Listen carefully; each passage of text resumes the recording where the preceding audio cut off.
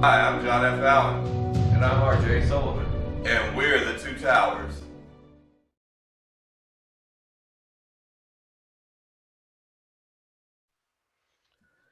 Yeah, thank you. And it's just been hard for everyone. And just to go into a little background about the character of Black Panther. Black Panther was created by Stan Lee, and who's anybody knows or has heard of, and artist writer Jack Kirby. And his first appearance was in Fantastic Four number 52 back in July 1966. And so he was the first superhero of African descent to appear in mainstream American comics, followed shortly thereafter by Falcon, Luke Cage, Blade, and over at DC, John Stewart, Green Lantern. And the character in and of itself was inspiring.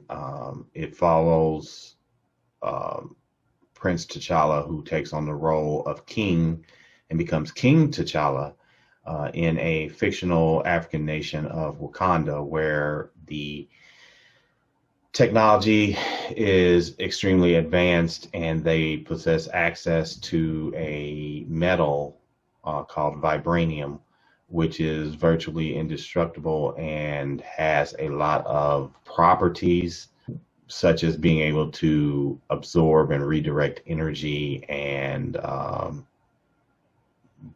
basically any type of kinetic energy, especially. So if it's hit, then, hence the vibranium name. Along with having a suit fashioned out of this metal, the Black Panther character also possessed enhanced physical abilities such as superhuman strength, speed, agility, endurance, by the ancient Wakandan ritual of drinking the essence of a heart-shaped herb. And this, along with the wealth of the nation, which basically T'Challa was rich, and we're talking like Tony Stark rich. I mean, we're not talking about, yeah, he's got a little bit of money. No, he's sitting on Tony Stark bucks. And he, as a character, is highly proficient in science and master of the martial arts. And he possesses a savant level IQ on par with like Tony Stark and Reed Richards of the comics. So you're looking at a character that was multifaceted, is multifaceted, and very much respected within the comic book community, but also within the community of Marvel Comics characters, having been a solo figure as well as a member of the Avengers, and at one time a member of the Illuminati, which is a secret group within the Marvel universe of top representatives of the Marvel teams or nations, which helped to direct the protection of the planet. So just giving you a little bit of history for the Black Panther character. The Black Panther character has appeared in numerous comics throughout the years, and it's over 50-year history. Black Panther is one of my favorite comic book characters. I would say he is my favorite overall. Yeah, he's up there, and then a very close second, of course, is Batman, but that's a childhood love affair that we'll talk about at another time. But the Black Panther character is inspiring to the black community because it shows something different. It shows something hopeful, and it also shows something that means that, you know, characters can be more than how they're normally portrayed in mainstream society when you're dealing with black males. And that's something in and of itself. And I want to take this opportunity to say that along with the Black Panther character and the other black superheroes that I just mentioned in the mainstream American comic book companies, there are also black characters from indie creators that are out there. So anyone who is wanting to look at science fiction, comic book style characters created by who are black characters who are created by black creators. You can look at some of the names out there, such as the late great Charles Saunders, Valjean Jeffers, Milton Davis, Alicia McCullough, Balagun Ojitade, N.K. Jemisin, Derek Ferguson, Nicole Smith, Kevin Grievous, Nede Okorafor, Stephen Barnes, and Tanana Reeve-Du, just to name a few out there who have independent creations outside of Marvel and DC. So there's a wealth of characters out there inspired by this character and others of his ilk, just waiting to be explored by people. So if you are a viewer or listener of this show, go do yourself a favor and go out and pursue some of these other characters and let this be something that inspires you if you are a creator, specifically a black creator who wants to create characters that represent you and your community, to don't give up and to go out here and make them, create them and show them, share them. And you've got a world out here that's hungering for that. And we want to hear that. We want to see that. We want to experience that. One of the other things, going back to Chadwick, now that we've touched on the Black Panther character, it's important that people, despite their age, gender, race, or socioeconomic circumstances, understand that colon cancer does not discriminate. While it is very prevalent in black males, specifically over 50, it also affects black males and males of other races and females under 50. It doesn't discriminate, and it's very important that people get checked. It's important part of your physical that you make it a point to be screened for these types of diseases, because it's more prevalent than you think, and it is attacking people younger than you would think. And catching it early is key. So to all of our listeners, I implore you, please go get checked out. Male, female, black, white, Latinx, Asian, Middle Eastern, Native American, it doesn't matter. Young, old, get checked. Take care of yourselves. This is in no means my saying, well, he should have did this, should have did that. No, this is taking this situation and taking this disease seriously, because you don't know. And it's definitely important to be checked, and it's better safe than sorry.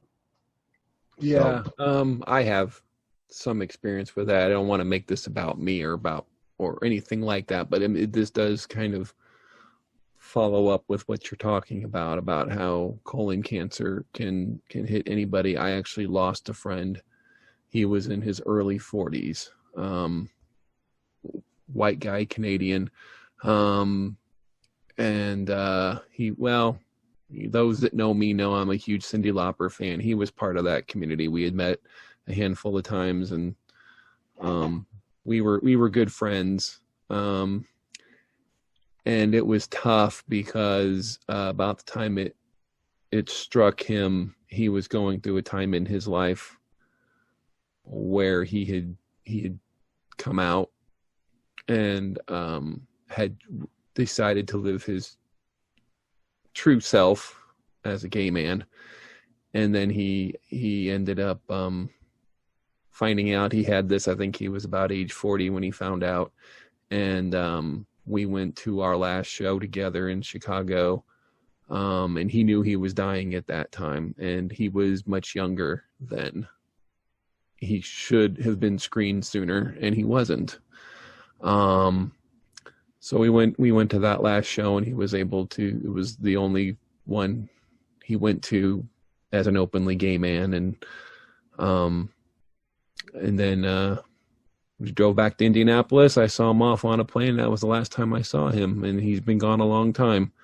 I think about him every day, and it just drives home the idea that, you know, cancer is cancer, and cancer of the colon, my friend said, you know, it's not a sexy disease, so there's not a lot of research on it. And I keep thinking that that's kind of crazy compared to other cancers.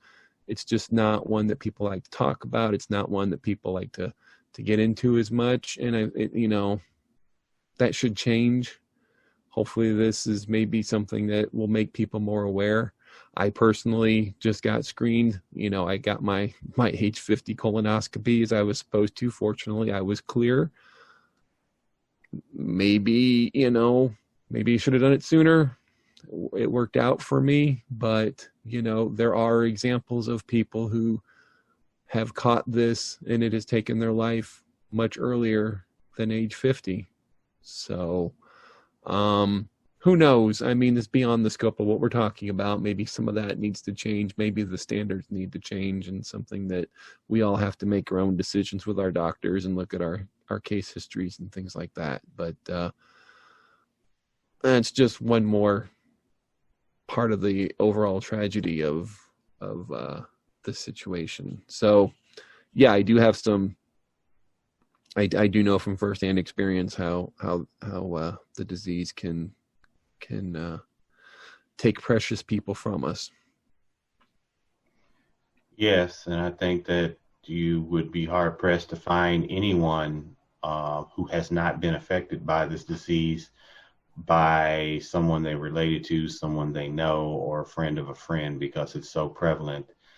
This disease has touched me on a personal level. My mother is a cancer survivor. My great-grandmother was a cancer survivor.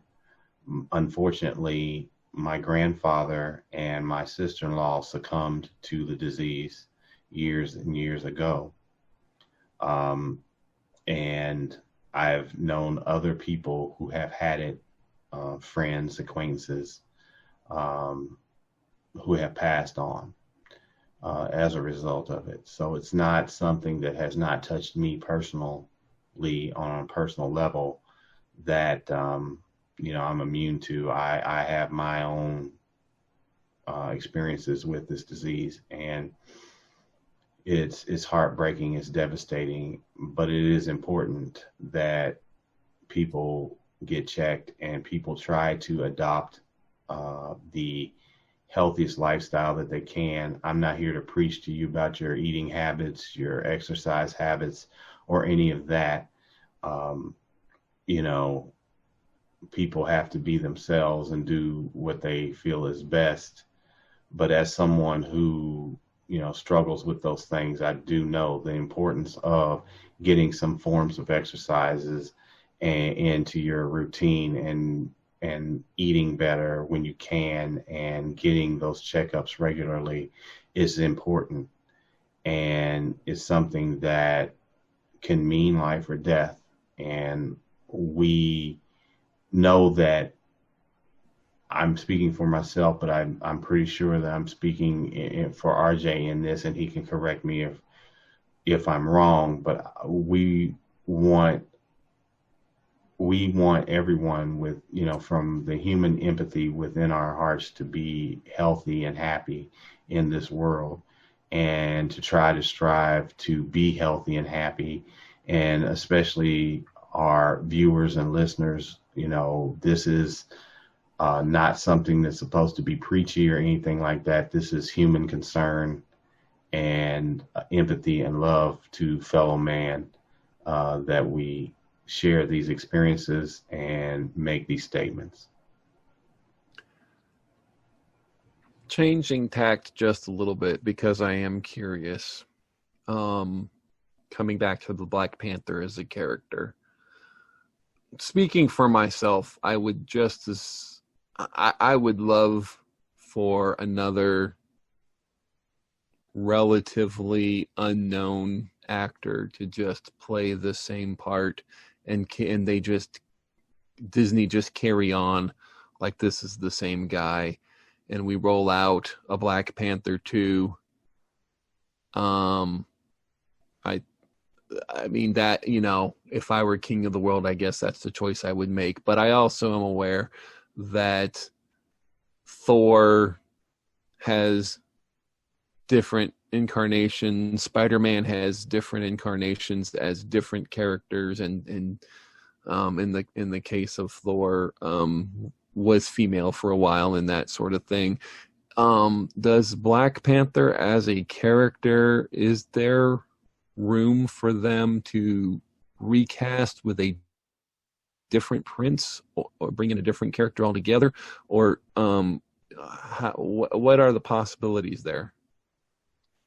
Well, since the role of Black Panther is a lineage to the bloodline, it would stand to reason that someone who's a direct relative of T'Challa would assume the mantle. Now, I think the character is far too important to not consider recasting, and and when I say that, believe me, that is not meant as any disrespect to Chadwick Boseman or his legacy as the character, because I do believe that, given how he's spoken about the character in the media, that he realized, and when we touched upon earlier, he realized how very important this character that he was portraying was to the Black community and to the comic book fans around the world.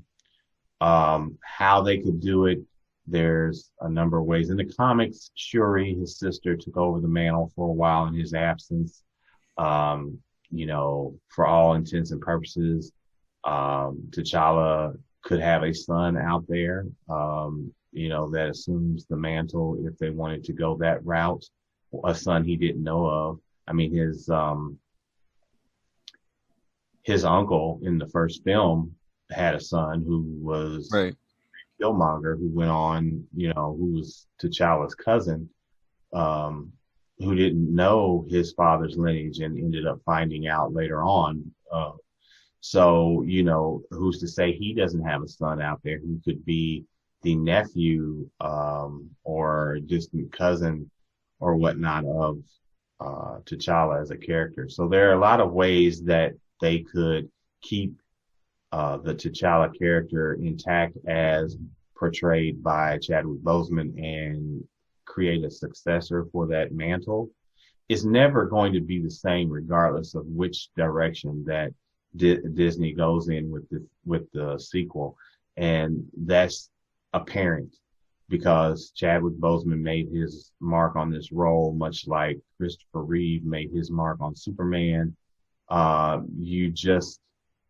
Is undeniable, but because the characters are so important, eventually they do end up getting recast in the event that the main actor just perishes, or they do a reboot and so forth and so on. I think that this being so close to this tragic his tragic death, that they're going to have to think long and hard about this. And given the pandemic and everything that's been going on, Black Panther 2 had been pushed farther, down the line.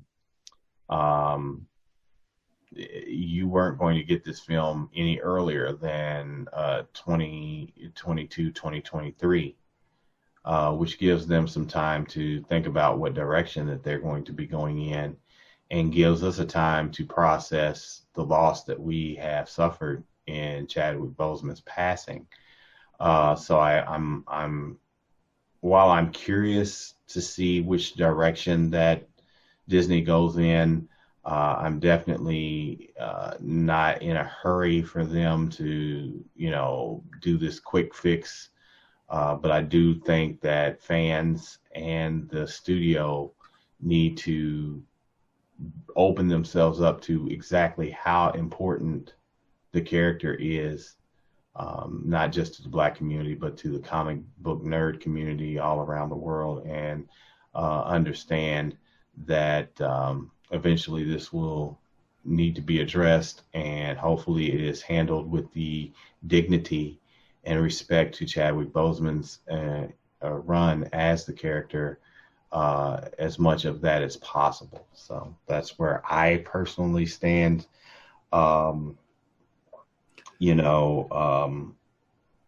It's just hard to process. It's just hard to wrap your head around, and to even fathom how the studio is going to handle this, moving forward. Yeah. And it is a tough loss, and we're all feeling it to different extents in our own ways. But he affected people around the world. There's no doubt. And we're all going to have to take a moment to kind of come to grips with it and find the optimism when it's appropriate to keep this vision going forward, because I think it needs to go forward. I think that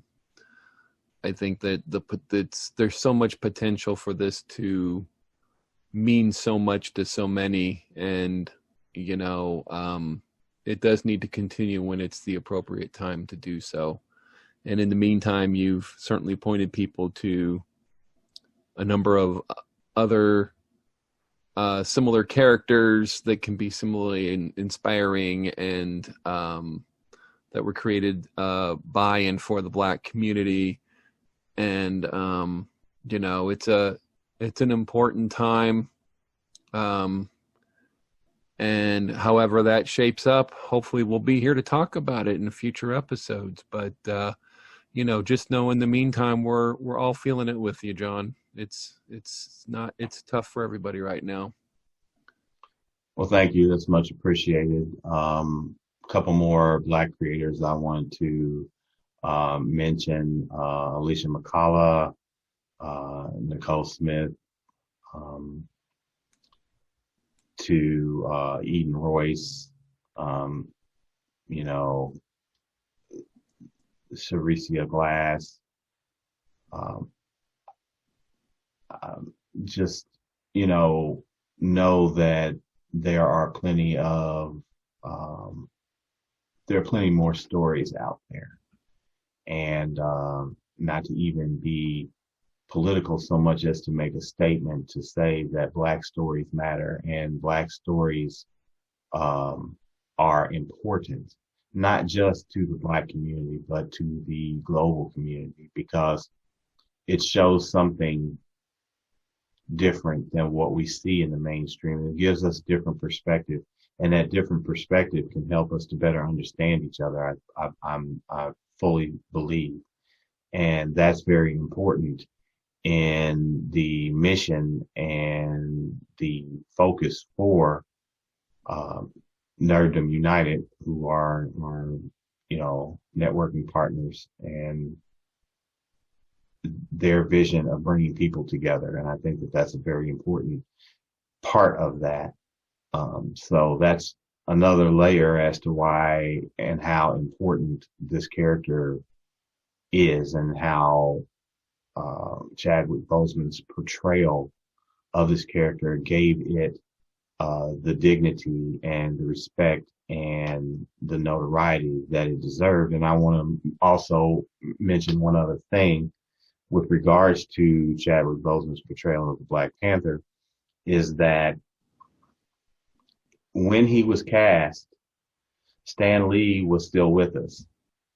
And Stan Lee made a public acknowledgement of Chadwick Boseman as the character, and after having seen the film, the Captain America Civil War, where the character debuted in the MCU, and the feature film Black Panther, Stan Lee gave his very ringing endorsement and heartfelt support of Chadwick Boseman as the Black Panther character. Again, a character he created over 50 years ago. And having that endorsement and that support from the character's creator went a long way in interviews with Chadwick Boseman, and then with Marvel and Disney as a whole, as companies. It reinforced what the rest of the world already knew, that you had a great character created by a great storyteller, and you had a great actor who brought that character to life, and all the cylinders hit as they should have to make this the one of the greatest superhero films to ever have been created. And I'd say that it ranks in the top 5, most definitely, at least from my personal perspective. When you take into consideration all things, acting, cinematography, special effects, a story, it hits on all those cylinders. Yeah, I would definitely agree with that for sure. And it's always interesting to see a film in the theater and then view it again a couple years later to see if it held up, if the excitement, after the excitement died down and you're able to watch it a little more critically, does it still hold up? And Black Panther was definitely one of those that did. I could go through the other titles, but that's probably another show for another day. But Black Panther was definitely one we thoroughly enjoyed rewatching here recently, and that just added to the whole pain when the announcement came out, because it reminded me how excited I was that not only had the movie come out, but the potential there. I guess that's just what I keep coming back to. The potential is no longer there. They'll have to find a different way to get to the same place. But I guess the good news is that, Disney is nothing if not a company of resources. So hopefully with the time that they have to figure it out, they'll find the right path and get it back on track, whatever that ends up looking like. But you can't take away the character and the actor and what he brought to the role at that time. That's cemented in history now, and that'll be Wakanda forever. There, I said it. So Yeah. Wakanda forever. Yeah. So, whatever the future holds, that happened, and that's a hell of a legacy. You can't think of much better than that. I concur. I think that's gonna pretty much wrap us up with this tribute episode to Chadwick Boseman.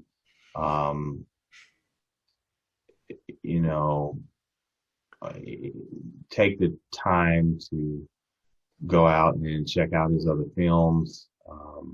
Like I said, his portrayal of Jackie Robinson in 42, James Brown in Get On Up, Thurgood Marshall in Marshall, and other films, Defy Bloods, 21 Bridges, Go check him out.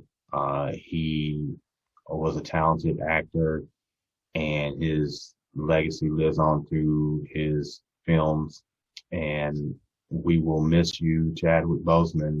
And we'd like to thank our viewers, our listeners. Yeah, I want to add one more thing. Thank you, viewers. Thanks for listening to us. After the news came out, I reached out to John, and we were on the same page. We just hit record. We had nothing scripted. We just were talking straight from our hearts. We just decided that this is what we had to do: interrupt our regular format and just speak about what we were feeling in this moment. And if you got anything out of that, if it brought you any comfort or you were entertained or anything like that, this is us just talking. This is just the raw emotion you're hearing right now. Most definitely. And something that the legacy of Chadwick Boseman also personifies. I miss this man, and it's just heavy. But thank you to our viewers and listeners for tuning in. Please leave comments and thumbs up for this video. Help make everything about Chadwick Boseman go viral. Help us to add to that, that we can keep his legacy alive. So until next time, bye. The Two Towers Talk Show is sponsored in part by OG Nerds, a new social media community dedicated to nerds of a certain age, 40 and over, although all are welcome. Members are encouraged to share articles and links on their favorite nerdy topics such as animation, anime, art, books, writing, comics, manga, movies, music, sports, tech, science, TV, video games, RPGs, and more.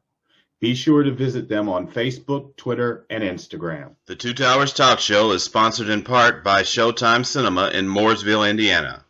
Their friendly staff is always willing to go the extra mile to make your movie-going experience an enjoyable and memorable one. Enjoy the comfort of their new cushioned seating in their spacious auditoriums, and while you're there, be sure to stop by the concession stand and purchase some popcorn where real butter topping is an option. They're located at 300 South Bridge Street in Mooresville, Indiana. We hope to see you at the movies.